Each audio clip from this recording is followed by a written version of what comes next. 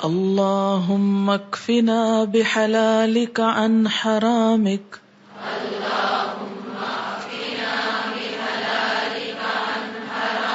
وأغننا بفضلك عمن سواك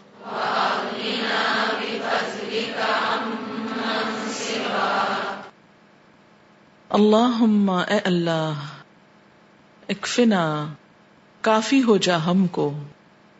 بحلال کا ساتھ اپنے حلال کے ان حرام کا اپنے حرام کے علاوہ، یعنی حرام رزق سے بچا کر ہمیں اتنا حلال دے کہ وہ ہمارے لیے کافی ہو جائے،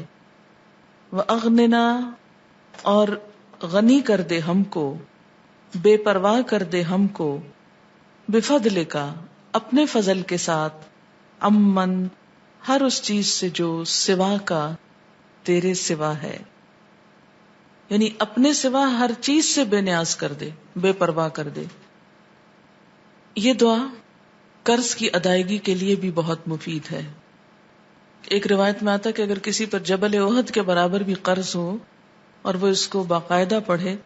تو اس قرض کی ادائیگی کا سامان ہو جائے گا، اور قرض نہ بھی ہو تو رزق حلال کی دعا ہے، اور مخلوق سے بے پرواہی کی دعا ہے کہ اللہ جو لوگوں کے ہاتھ میں ہے ہم اس پر ڈپینڈ نہ کریں، اس پہ نظر نہ رکھیں۔ تو اس سے آپ دیکھیں کہ انسان کے دل سے اگر لالچ نکل جائے، انسان کے دل سے حرص ختم ہو جائے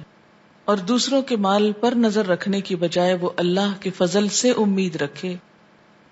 تو اس سے انسان کا وقار بھی بڑھتا ہے اور اللہ تعالی کی محبت بھی حاصل ہوتی ہے،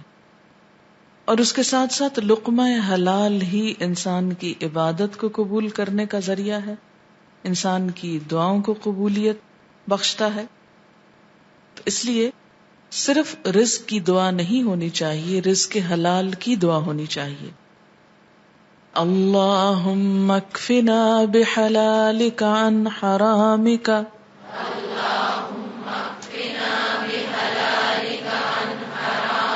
وَأَغْنِنَا بِفَضْلِكَ عَمَّن سِوَاكَ